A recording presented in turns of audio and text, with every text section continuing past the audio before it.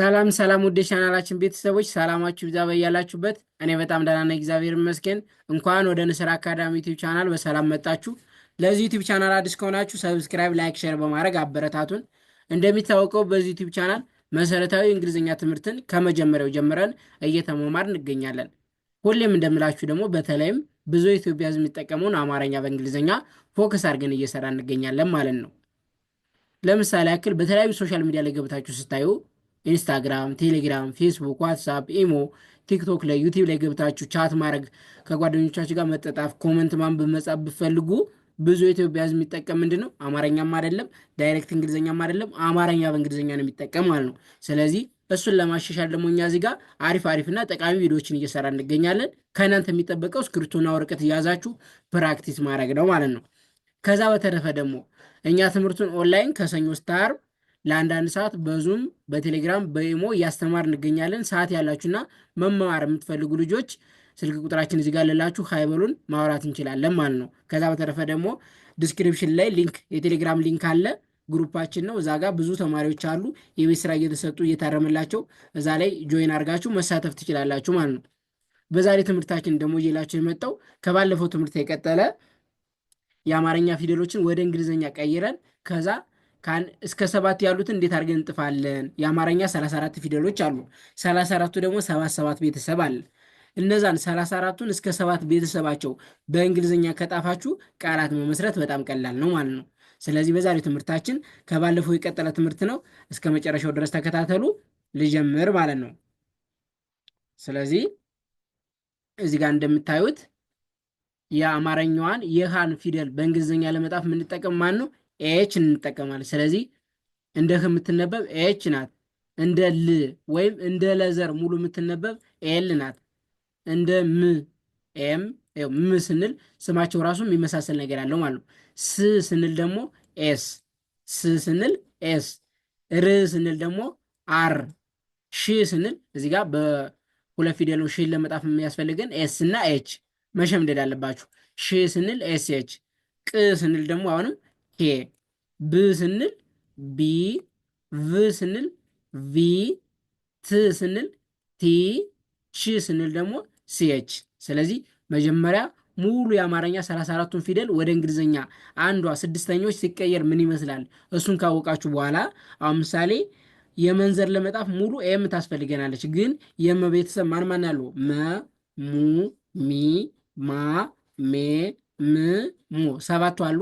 7ቱን እንዴት እንለያለን ብትሉ ደግሞ እዚህ ጋር ወደታች የጣፍኳቸው ይታያችኋል። አሁን ምሳሌ ቫውል ፊደል የሚባሉት 5 ቫውል ፊደል አሉ። ኤ፣ ኢ፣ አይ፣ ኦ፣ ዩ ናቸው። ስለዚህ 7ቱን ለመጣፍ አንደኛ ላይ ኢን እንጠቀማለን። እዚህ ጋር የጣፍኳቸው በጣም አስፈላጊና ጠቃሚ ነገር በቃላ አማርኛ በእንግሊዝኛ ለመጣፍ መጀመሪያ መያዝ ያለባችሁ እዚህ ጋርና እዚህ ጋር ያሉትን ማለት ነው። በቃ ባይምሯችሁ መሸምደድ አለባችሁ። ግድ ነው በቃ እነዚህን ካልያዛችሁ ወዴትም አትሄዱ ማለት ነው። ስለዚህ ሁለተኛ ፊደል ለመጣፍ ደግሞ ቫውል ዩ ታስፈልገናለች። አሁን ምሳሌ የመን ፊደል ሙን መጣፍ ብንፈልግ እንደ የምትነበብ ኤም ናታ።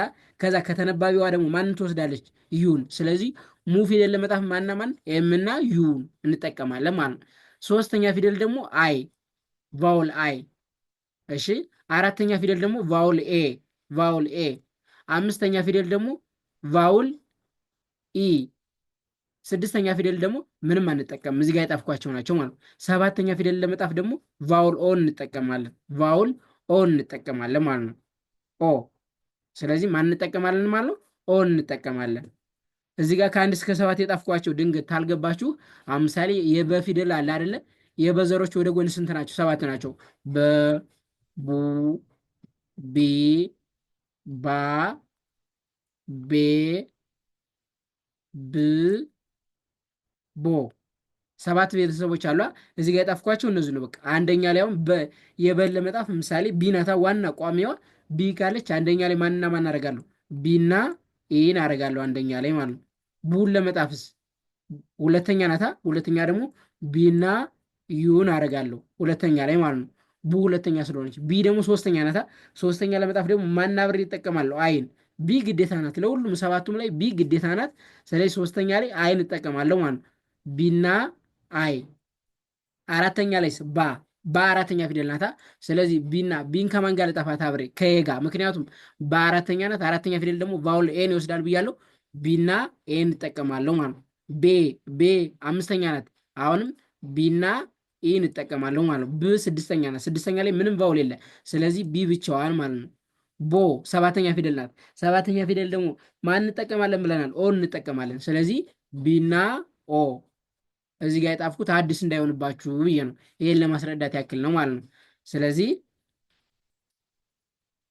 ቶለሳ የሚል ቃል አለ ማለት ነው። አሁን ቶለሳ የሚለውን ቃል መጣፍ ብንፈልግ ቶለሳ ቶ የተዘር ናት።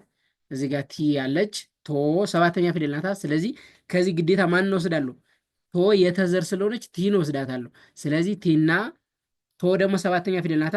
ኦን ወስዳለሁ ማለት ነው። ስለዚህ ቲና ኦ ለአንደኛ ፊደል ናት። ኤል እና ኢ ሳ አራተኛ ፊደል ናት። ኤስ እና ከዚች ላይ ኤን ወስዳለሁ አራተኛ ላይ ኤስ እና ኤ።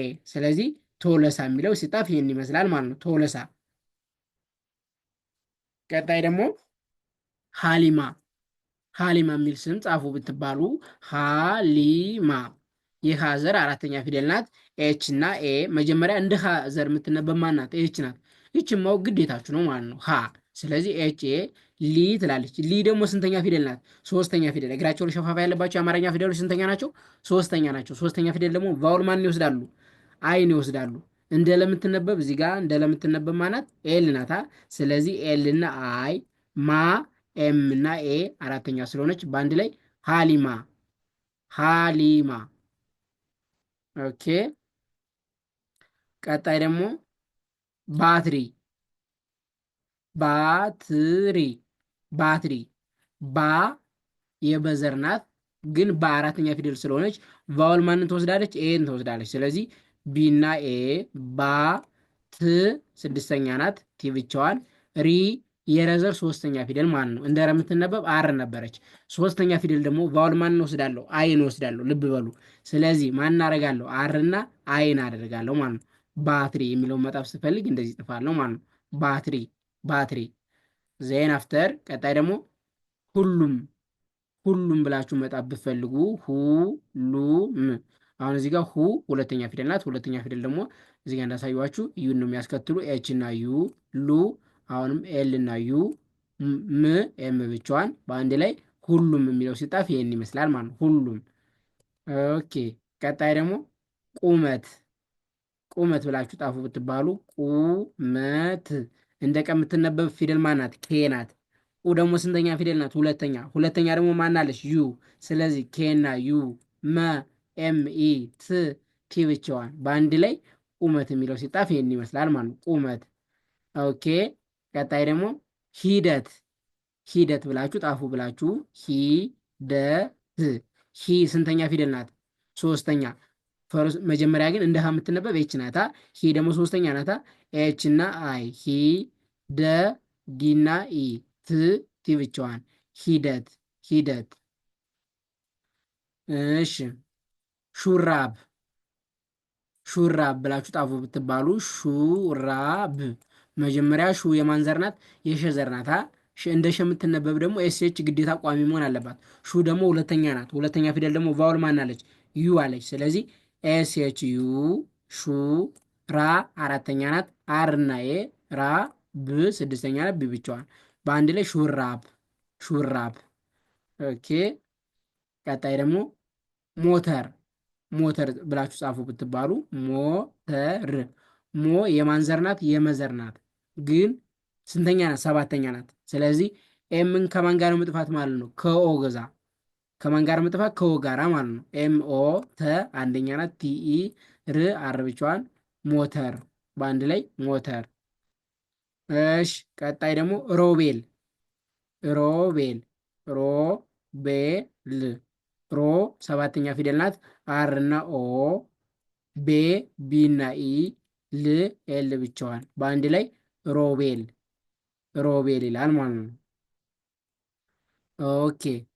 ቀጣይ ደግሞ ሀሴት ሀሴት የሚለውን ጻፉ ብንባሉ ሀሴት ሀ ኤች እና ኤ አራተኛ ስለሆነ ሴ አምስተኛ ፊደል ናት። አምስተኛ ፊደል ደግሞ ኢን ነው የሚወስዱ። ስለዚህ ኤስ ኢ ት ስድስተኛ ናት፣ ቲ ብቻዋን፣ ሀሴት የሚለው ሲጣፍ ይህን ይመስላል ማለት ነው። ሀሴት። ኦኬ። ቀጣይ ደግሞ ሉባባ። ሉባባ የሚል ስም ጻፉ ብንባል ሉባባ መጀመሪያ ሉ የማንዘር ናት? የለዘር ናታ። የለዘር ስንተኛ ናት? ሉ ከጎን ቅጥል አለባት። የአማርኛ ፊደል ከጎን ቅጥል ያለባቸው ደግሞ ሁለተኛ ፊደሎች ናቸው። ስለዚህ ማን ይወስዳሉ? ቫውል ዩን ይወስዳሉ ማለት ነው። ስለዚህ ኤል ዩ ባ የበዘር አራተኛ ፊደል ማለት ነው። አራተኛ ፊደል ደግሞ ቫውል ኤን ይወስዳሉ። ስለዚህ ተመሳሳይ ስለሆኑ ቢኤ ቢኤ በአንድ ላይ ሉባባ ይላል ማለት ነው። ሉባባ። ኦኬ። ቀጣይና የመጨረሻው ሎተሪ።